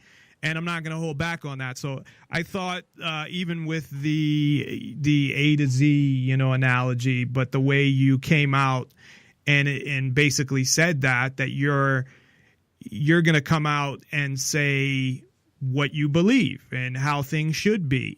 Right. And that needs to be said, and nobody's saying that, really. And if I'm advocating for Z and we're currently at A, and some legislative body says, well, how about D? I would say, I'll accept it, but I still want Z. I'll accept D or G, but I still want Z. And then you work towards getting to what you actually want. You don't just say, well, they're going to give us G, so we should advocate for G. No, you advocate for maximum freedom. I don't know if you're a sports fan or not. I think you are. Well, we've talked about college football, yeah. An analogy that I came up with yesterday when I was speaking to Reason.com was, imagine a football team that only ever wants to kick field goals. Nobody would want to go play for that football team because they're not trying to win games. We're just going to kick field goals. Doesn't matter where we are on the field. We're just going to kick a field goal because it's too hard to try to score a touchdown. No, you want to try to score the touchdown. You're not necessarily going to throw the long ball every play, but your ultimate goal should be to score that touchdown. Well, if everybody thought that way, I mean, look where we'd be, as a society, not only as a society, because we're kind of in a lot of ways, things are bad, but I mean, just people that invented things and people that, told them, hey, you can't do this. You can't invent electricity, or you can't invent whatever, a computer, or, we'd be so far back, and there's so many people that were told their whole life that you can't accomplish that, and they didn't just say, well, I'll just try to do a typewriter and say fuck the computer, even though my goal is to create a computer. Right. And there are a lot of people within the Libertarian Party that they're not even players on the field. They're people that are, like, up in the stands playing, basically Monday morning quarterback, second guessing and saying, well, the coach should wind up running this play. They're not even trying to be the coach saying, let's score a touchdown. They're arguing about who the coach is and what play should be run on second down. And what I'm saying is the ultimate goal is we want to score a touchdown. Put me in the coaching position so that I can advocate to the players, let's score a touchdown. And then we can figure out whether it's best to, run it up the middle on 3rd and 2, or whether you want to, throw some sort of hitch route if you want to run an option play. Like there are so many different things. Kicking a field goal on 1st down or something. Let's just, Let's get somebody that's the coach that's saying, let's score a touchdown. We don't need a coach that's going to say, oh, well, we can't score a touchdown. Right. We might fumble. We might throw an interception. So let's just kick a field goal on 1st down. I'll try and kick a field goal. So I started at that. We can get 3 points, so might as well try for that, right? So I started to ask about your VP. I know you had, and Ian Freeman of Free Talk Live, for those who don't know him, had written an article as well, not an article, but like a Facebook post, but it was, like a paragraph, whatever, that Will's a Muslim and would be the first, I guess, Muslim running for vice president. Has there been? Yes, there's never in the history of the United States been anyone who is a Muslim run for any political party's vice presidential nomination. So did that have, because I have to ask you this, what did that picking Will and him being a Muslim, did that come into your mind that, hey, we could have the first Muslim vice president, or first person to run, first Muslim to run for vice president, or was it just, well, I want, Will to run or whatever? Like, was that something that came into your mind? Like, hey, with everything that's been going on, you have Ben Carson saying that a Muslim should never be president. You have a lot of bigotry, I guess I would say, against Muslims. So did that come into your mind at all? I have to say it was actually Will's idea. And he approached me with the idea and said, Darryl, what do you think of a Muslim running mate? And I said, who? Because I had a couple of people in mind, because I know several of the people from Muslims for Liberty. Right. And he said, me. And I said, even better. What do you have in mind as far as how to go about announcing this? And he said, well, I think it would be best if you announced that you're choosing me as your running mate. And then, one, that'll get some media attention of presidential candidate names, vice presidential running mate. And then it also gives a nice counterbalance to some of the candidates that are talking about the problems of Islam. And so we came up with this press release. The press release went live at noon Eastern time yesterday, was blasted out on social media, and press releases were sent out to a bunch of media coast to coast. And then early this morning, Will actually issued a statement about the press release. And I feel that it's very important for me to share Will's statement about why, because there were a lot of people that were second guessing this and saying that Will should have made the announcement on his own, that I should not have been involved. The fact that he's a Muslim should not have been mentioned, but he's the national director of Muslims for Liberty. So if it wasn't mentioned, people would be asking the question of why is this not mentioned? Right. So it's one of those things of, like, how do you say there's a Muslim libertarian activist that's seeking the vice presidential nomination? Well, no matter how you do it, you're going to get criticized, basically. The Muslim activist. So if you mention it, people are going to say you're only mentioning this because, Muslim.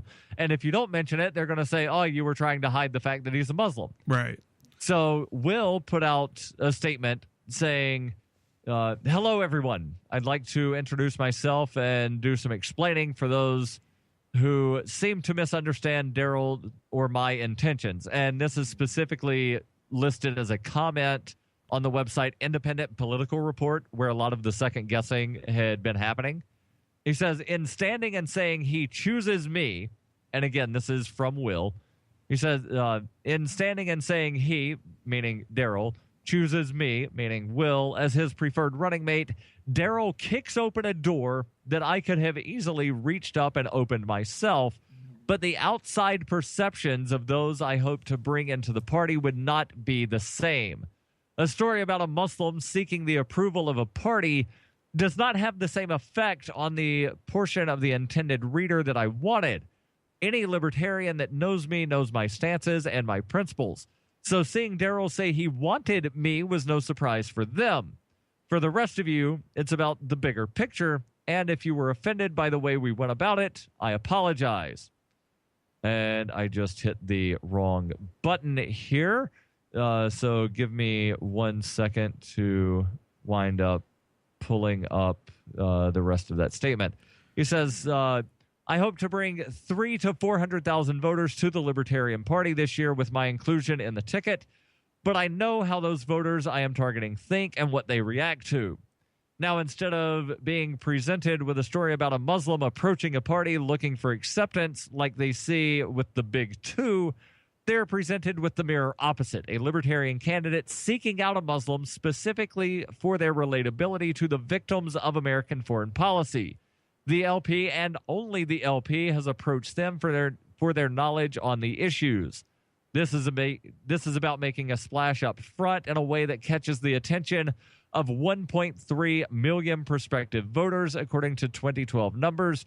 And with the new young blood, I'd push that number up to about 1.4 or 1.5 million voters this time around. And a lot of them are sitting it out. They refuse to vote Democrat again, and they won't vote for GOP because of Cruz or Trump. We can get these moneyed old uncles off their couches and organizing in their communities again. The I-4 corridor in Florida is filled with rich Muslim uncles who have given up on politics in America.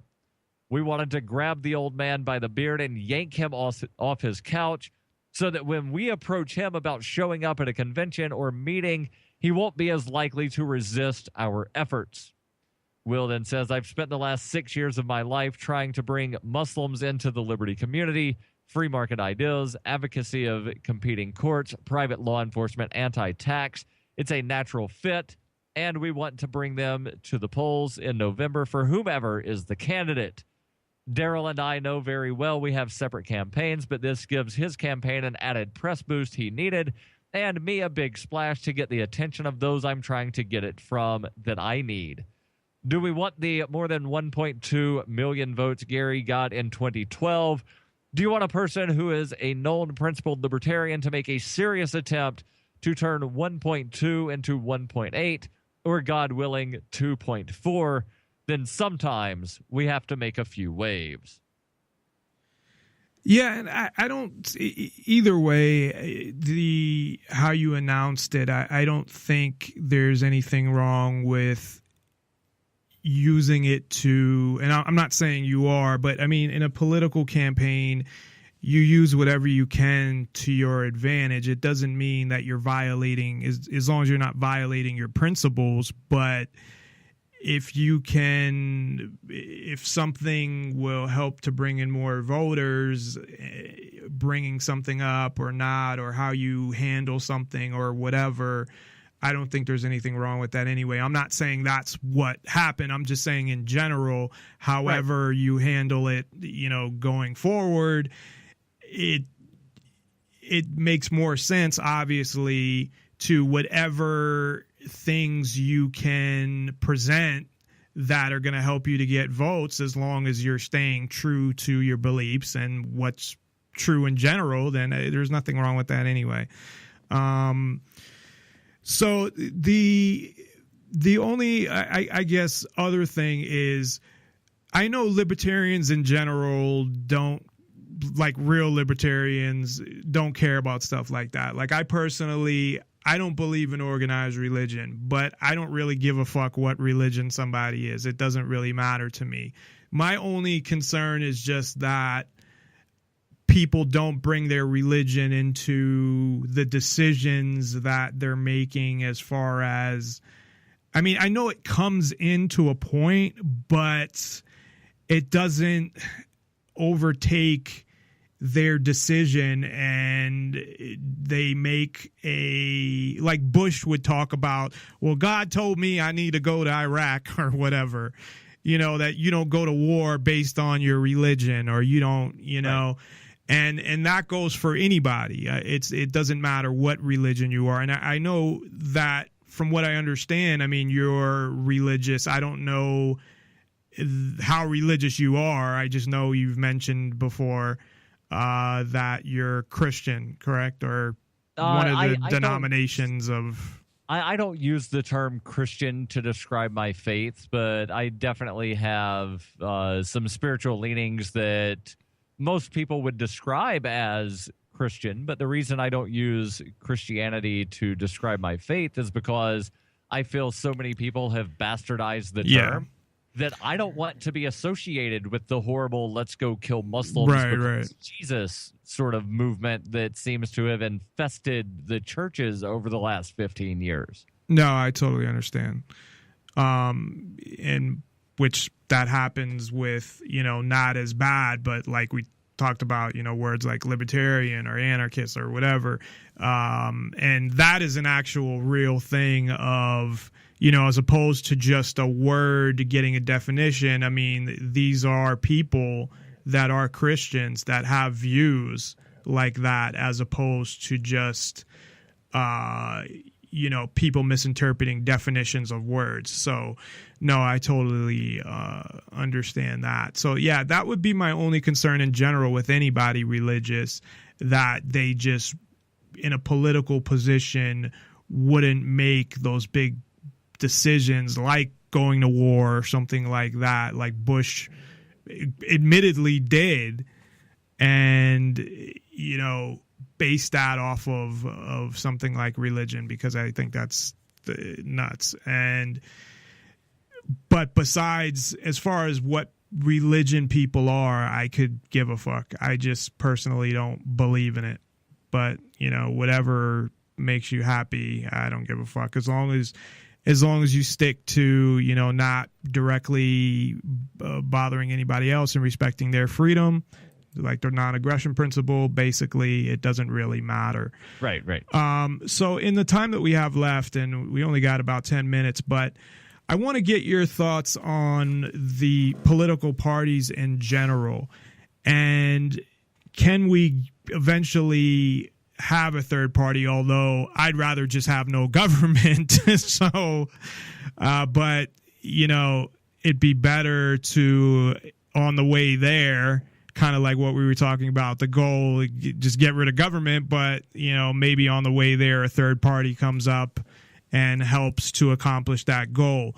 But to me, political parties are pretty much, it's the same bullshit. I pretty much think things are rigged. Whoever wins the election is between the political parties, government media, corporations, the money, And it's like it's all predetermined based on all of those things, in my opinion. And the parties are pretty much the same anyway. Yeah, they have their differences and the irrelevant things that they can argue about so they can divide people. So what, in general, what's your opinion on political parties?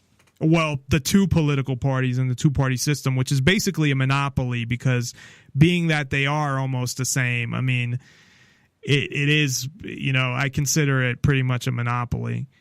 Right, and the correct term would be duopoly when you've got two that control something. But it's like they're one, so it's, but yeah. They're two wings of the same evil bird of prey. Right. Two sides on the same coin. And really, they're more closer to two specks on opposite sides of Abe Lincoln's nose on the penny. Because they are that close to being the same exact political party. And I was, lucky enough or fortunate enough to realize fairly young that they were basically the same party. And what allowed me to realize that was the so-called Republican Revolution of 1994, where the Republicans took over control of the House, right, like the first time since 1948. And there was one of the representatives in the Birmingham area where I lived at the time that he got reelected as a Democrat, but then immediately switched over to being a Republican because he wanted to be with the majority. But his views and opinions didn't change on anything, and the way he voted didn't change on anything. And so it was then that I realized, wait a second. If he's not changing his opinions, then how are these parties supposedly opposite of one another? If he can just, do what he was doing, say what he was saying, but now he's part of this other party, how were they opposites? And so, like I say, I was fortunate to realize fairly young that they were the same political party, basically. But I do think that, if we did have something that was more conducive to third or fourth party choices, I think that things might wind up being better. There are a couple of states where they do have more than two parties represented in their legislature, and those are states where the ballot access rules are a lot more fair for everyone. One of those states being one of the neighboring states to where I live, Vermont, as we like to call them, our friendly communist neighbors to the left of us. Right, and then you got communist neighbors below you, too, in Massachusetts. Well, yeah, there's communist neighbors down You're south, surrounded. but Massachusetts has horrible ballot access. Vermont has the same rules for everybody, basically, to where if the party is organized, they're able to get their candidates on the ballot. If you're an independent candidate, you have to, I believe, collect the same number of signatures as a Republican or a Democrat to get on the ballot. So it's the same process pretty much for everybody. And they have progressives in their state legislature.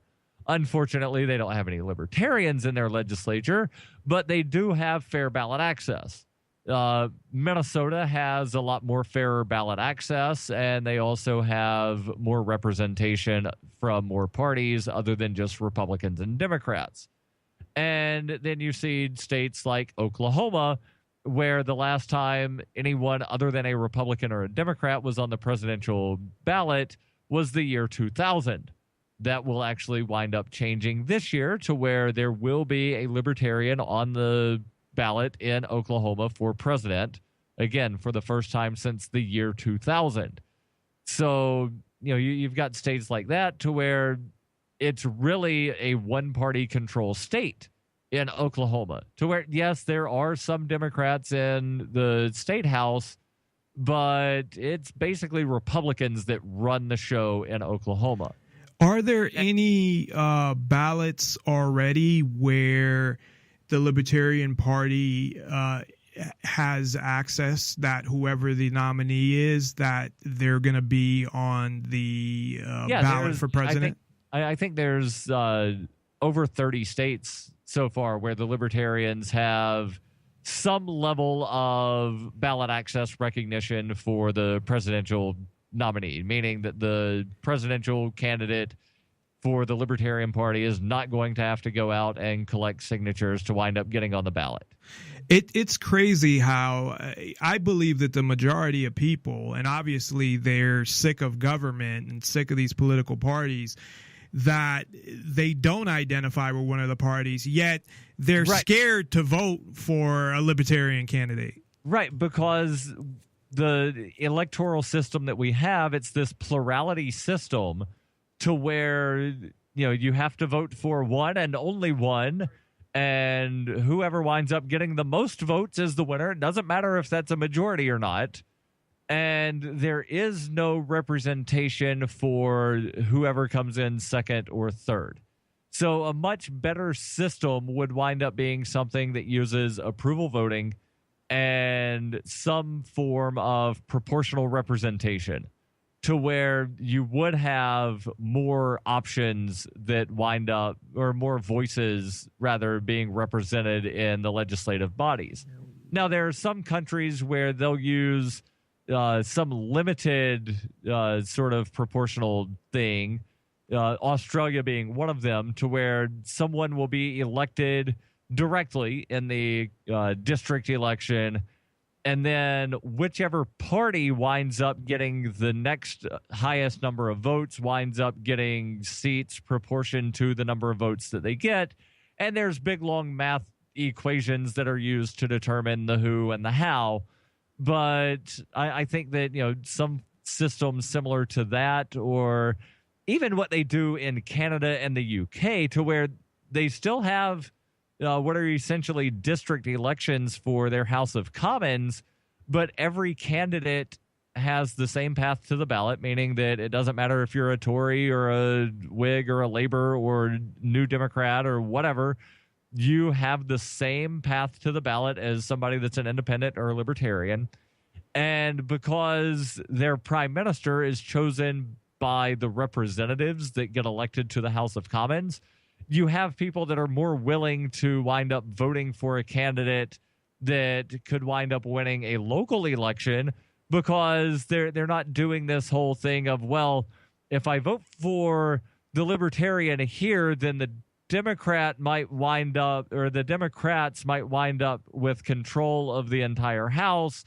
And so there's all of this weird strategic sort of thing that goes into play here that really should not exist. There should not be strategy involved in voting. It should be, who do you like? Okay, put a check mark next to their name. It also seems like people are just so conditioned that it has to be a Republican or a Democrat, or this person, if they're part of another party, they can't be president because they can't be qualified unless they're part of the Republicans or the Democrats. Like, I honestly think that that's inside a lot of people's heads, that they're just so conditioned. It has to be one or the other. It can't be any other party or independent or anything like that. It's because of the winner-take-all sort of system. So if the presidential electors were apportioned proportionally to the number of votes that somebody received, then people would be more willing to vote for somebody other than a Republican or a Democrat, because then, well, he might not win the state, but he could win a couple of electoral votes if his vote percentage is high enough.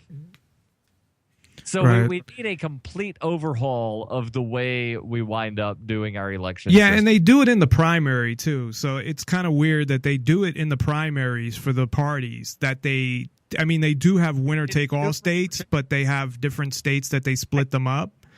But they don't. I think the reason they don't do that for us in the general election is because they know that would challenge their duopoly control. And for the Republicans and the Democrats, it's all about control. It's not about what's best for the American people. No, it's about what's best for anybody. Having more government, keeping them in power, and keeping the two parties in power. And that's about all the time we have left. But I'd like to thank you again for coming on, and thanks for going through everything and explaining it. And I actually feel like I learned something, which is good. about the whole Libertarian Party and how they have everything structured. And so I wish you luck on the whatever you would the campaign convention on the campaign, on the nomination. And I'm sure I'll see on Facebook right away if you end up getting the nomination. So I'll be looking that weekend.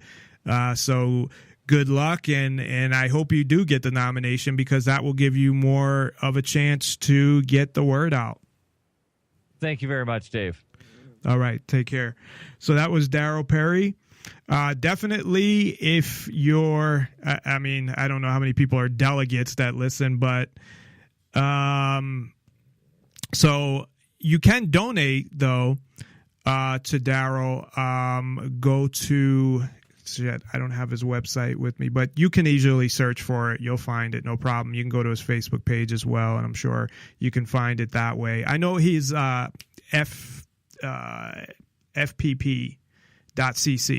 You could probably find it there, because I know that's one of his websites where he has everything. So thanks, everybody, for tuning in.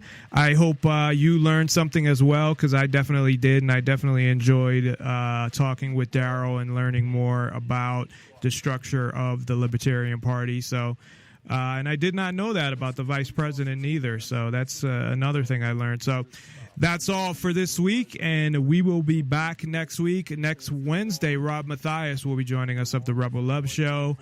So be sure to tune in on Wednesday, and we will see you next week. Thanks, everybody. Sometimes the use of force is necessary. You need to comply with the police officer, the way the system was meant to be. Comply with the orders of police officers. Resisting arrest is a real, completely funded through taxpayer sort of things, but that's neither here nor there. The point that I want to mention about the way the Libertarians do their convention is the Republicans and Democrats, they will select delegates through a primary election, to where delegates are pledged or unpledged to candidates based on election returns. And that's not how the Libertarians do their nominating. There are a couple of states that do have Libertarian primaries, but those are basically beauty contests. They do not bind any delegates at all.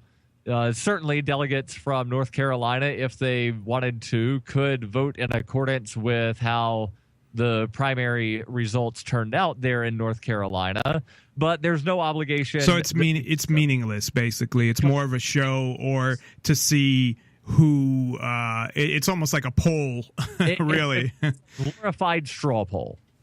And there have been, at several of the state conventions, there have been straw polls that have taken place, and I've finished in the top half of most of those. Several of them I finished in the top 4, if not the top 3. Well, I saw and I'll play this clip, because I found as many short clips as I could, so we can, when we take a break, I can play some clips. But Shire Dude did a very short clip where I can't remember offhand where he got it from, but when I play the clip, he'll say.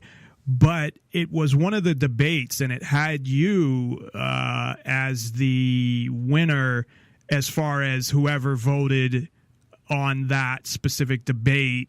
I think who the winner was. Well, there were a couple. There was one where after the debate in Biloxi, somebody put up a poll of who won the debate. In Biloxi, they did a straw poll, and they asked the question, if the election were today, who would you vote for? And those are two completely different questions. But the one that in Pennsylvania, after the debate, they did a straw poll, but instead of having paper ballots or counting hands, they did a voice vote. And I've heard people say that I won the voice vote in Pennsylvania. I've heard other people say that it was incredibly close. They thought Gary Johnson had won. So I'm going to say that, I at least tied for a victory in the Pennsylvania straw poll. In the one that he had, and he could have misinterpreted it, but again, I'll play it. It said, I said nominee as if you've already been nominated, but no, you haven't. You're a candidate. Exactly. So again, thank you for clearing that up. That's what I meant in my head, but my mouth said something else. So right now, I watched not a bunch, but a couple of the debates, and I've seen 6 candidates. How many are left at this point? Right now, there are 15 candidates. There have actually been a couple that have dropped out, but it seems like every time one drops out, 2 more enter the race. And we've still got about 6 weeks until the national convention that happens over Memorial Day weekend down in Orlando, Florida. And the way the Libertarians do their convention, it's totally different from how the Republicans and Democrats do theirs. To where the Republicans and Democrats, aside from having taxpayers fund their convention, right? Just an aside, and I don't mean to interrupt, because I know I actually talked about this with you. And for people that don't know, this is probably your 5th time on the show, and we've talked all about Darryl's past, and you can go find the archives on Spreaker.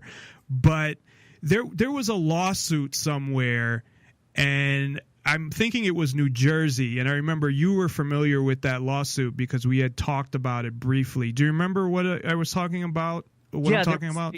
The lawsuit where it was 7 voters that sued the Secretary of State in New Jersey, saying that they were being disenfranchised because New Jersey law requires voters to register with a political party in order to participate in the primary elections. Right, and it's state-funded, the primary elections. Fair-funded. And so what the Republican and Democratic parties wound up arguing is, we're private organizations. We can exclude people from our process if we want to. And the people suing were saying, okay, then fund it yourself. Right. But if you're getting taxpayer funding, then everybody should be able to participate. And I've not looked in on this in a while, so I don't know if it was appealed, but the initial ruling was something to the effect of, you're not being disenfranchised because you could call yourself a Republican or a Democrat, even though you might not want to. Which is ridiculous, of course. It is ridiculous. They just do whatever they want, Right. So the Republicans and Democrats, they like playing this game of, we're private, but we're going to make taxpayers fund it. Right. And, well, no, you're technically not a private entity if you're being.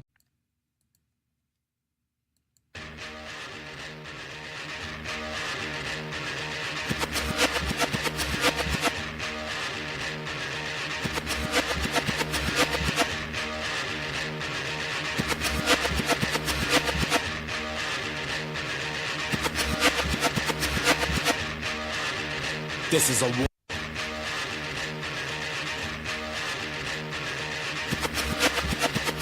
We will defend these police officers. Listen to police officers' commands, listen to what we tell you, and just stop. The nation needs to realize that when we tell you to do something, do it. And if you're wrong, you're wrong. If you're right, then the courts will figure it out. We don't get to take the law, we enforce it. But at the end of the day, each and every member should go home safe. Sometimes the use of force is necessary. You need to comply with the police officer, the way the system was meant to be. Comply with the orders of police officers. Resisting arrest is a real and dangerous crime. Nonpartisan Liberty for All. I'm your host, Dave Bourne, and it is April 7th, 2016, and I'm coming to you live from Las Vegas, Nevada. Thank you for tuning in to Nonpartisan Liberty for All. We're on weeknights, Tuesday through Thursday at 7 o'clock Pacific, 10 o'clock Eastern, and you can listen live on Spreaker and nonpartisanlibertyforall.com. You can also listen to the I'm trying to make a call at the same time. You can also listen to the archives immediately following the show on Spreaker, YouTube, Twitter, and SoundCloud, as well as Stitcher. You can also listen to every show that we've ever done on Spreaker as well. On Nonpartisan Liberty for All, we promote the ideas of true freedom and liberty and self-ownership, meaning being able to do whatever you want as long as you respect the freedom of others and don't directly interfere with their freedom, as well as exposing government for what it is, a mafia based on extortion that rules without consent by threat of force and violence, as all governments seek power and control over people, claiming to own them with, in my opinion, the goal of controlling every aspect of their lives and building an empire stretching as far across the globe as they can, which the U.S. He said specifically the debate, and it did have it like it had numbers, like you were 223. Okay, and then right below it was I'm sorry. That's the poll after Biloxi where they asked who won the debate. Right. And right below you was Gary Johnson, I think, at 222. So he was right behind you, but still, you came up ahead of him. Biloxi, at that convention, the Alabama-Mississippi Libertarian parties had a joint convention. They did a straw poll at that debate, and they asked the question of, if the nomination were today, which one of these candidates would you vote for? And those are two very distinct questions, because one question is who performed best in the debate, and the other is who would you vote for the nomination. Right. And which might not be the same. You know, you might just be the same person. And I actually had numerous people say that they thought that I've won most of the debates that I've attended, even though they are still probably going to wind up voting for someone else for the nomination. Hopefully not, but that could be the case.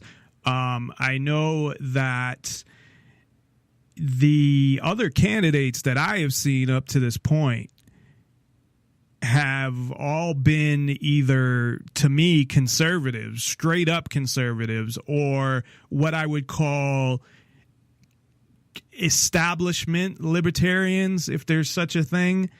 And I don't know if you could necessarily call any of the other candidates that are seeking the nomination to be establishment libertarians.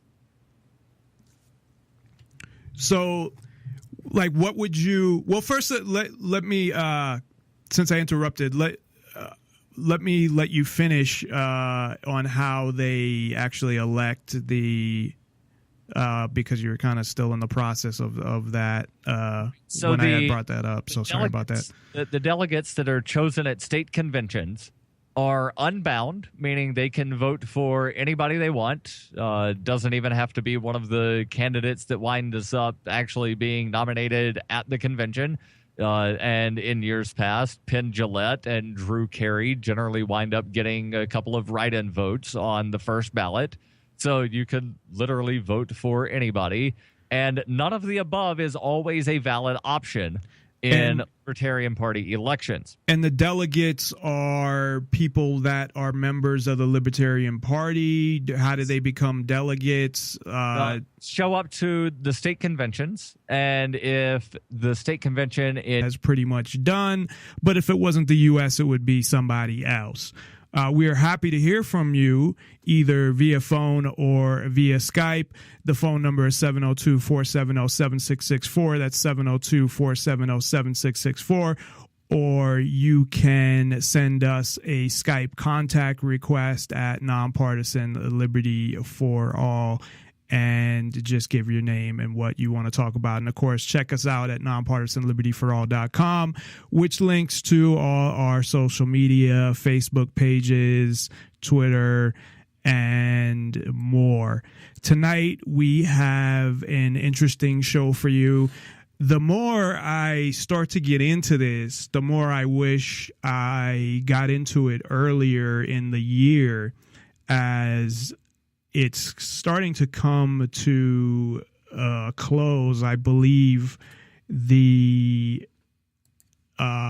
least the nominee will be determined next month around Memorial Day weekend. but not being for the Libertarian Party.